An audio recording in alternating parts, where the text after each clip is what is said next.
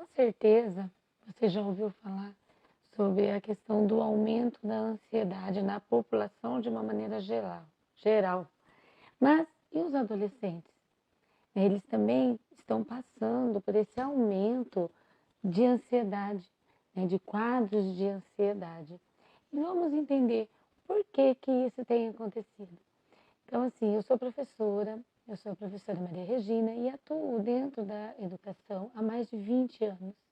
E realmente, a gente, depois que as aulas voltaram no presencial, o aumento de quadros de ansiedade nos alunos é incrível, sabe? A gente percebe realmente no nosso dia a dia ali na prática o quanto que a gente tem presenciado esses casos de ansiedade e até mesmo de quadros de ter que chamar um atendimento médico especializado para atender aquele aluno.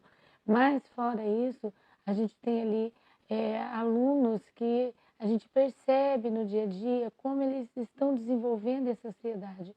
E vamos perceber e entender o porquê que isso aconteceu no pós-pandemia. Pensa bem, se hoje um adolescente com 15 anos, vamos colocar, 15 anos, ele voltou à escola esse ano, ele passou 2 anos em casa, então ele ficou dos 13, 14 anos em casa. Esse período dele em casa, com quem que ele conviveu? Quais foram as coisas que ele ouviu? Né? Como que ele sentiu aquilo dali no próprio corpo dele? Né? Então, são questões como, por exemplo, briga entre os pais, né? Que antes ele não convivia ou não presenciava tanto, e nesses 2 anos ele acabou presenciando. Por quê? Porque estava dentro de casa.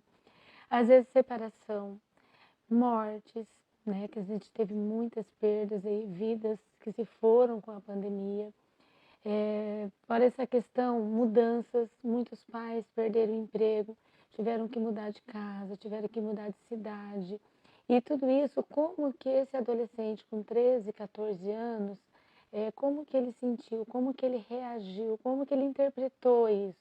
Foi falado para ele, os pais conversaram, falaram o porquê dessas mudanças, ou não, deixaram por conta dele mesmo é, perceber, dele mesmo é, interpretando isso daí. Por que meus pais estão mudando? Por que meus pais estão brigando mais? Agora que meu pai está sem emprego, como que nós vamos sobreviver? Ou minha mãe perdeu o emprego. Então, tudo isso faz uma diferença e fez uma diferença imensa. Porque eu vejo dentro de sala de aula alunos preocupados, né? Alunos que a gente fala apáticos, mas na verdade não é que ele está apático ou que ele é apático. Na verdade é o que? Ele está preocupado com uma outra situação, enquanto que o foco dele deveria estar ali no estudo, deveria estar ali na atenção na aula, naquilo que ele está aprendendo, a atenção dele está em outro lugar. E às vezes, ou na maioria das vezes, não está na namoradinha, não está naquele caso em que aconteceu na hora do intervalo com um amigo. Na maioria das vezes, essa apatia, essa preocupação está onde? Está em casa. Está nas coisas que estão acontecendo em casa, com os pais, com os avós, com os cuidadores, né? E ele coloca isso para a gente, coloca isso para mim enquanto professora. Ah, o que que você tem? Aconteceu alguma coisa? Você está doente? Está doendo em algum lugar? Não, professora, é que eu tô com um problema. Você está com um problema? Mas o que que aconteceu?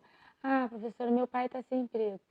E ele coloca, eu tô com um problema. Quer dizer, o problema é dele, sabe?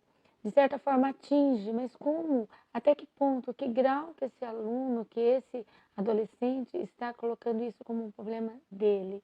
Então ele está tomando as dores, né, dos pais, dos cuidadores, ele está tomando as dores para ele e está desenvolvendo essa ansiedade, nessa preocupação excessiva com o futuro, né, que atinge ele de certa forma, sim, mas que não deveria ser um problema dele. Tá? Então, isso daí passa pela família, a família tem que aprender, tem que saber conversar, tem que colocar situações para o adolescente para que ele faça uma interpretação um pouco mais leve disso tudo. Tá? Então, assim, eu vou falar mais aqui sobre a depressão, sobre a ansiedade, sobre os quadros de ansiedade que a gente tem vivido na escola, ok? Uai, seu app de vídeos curtos.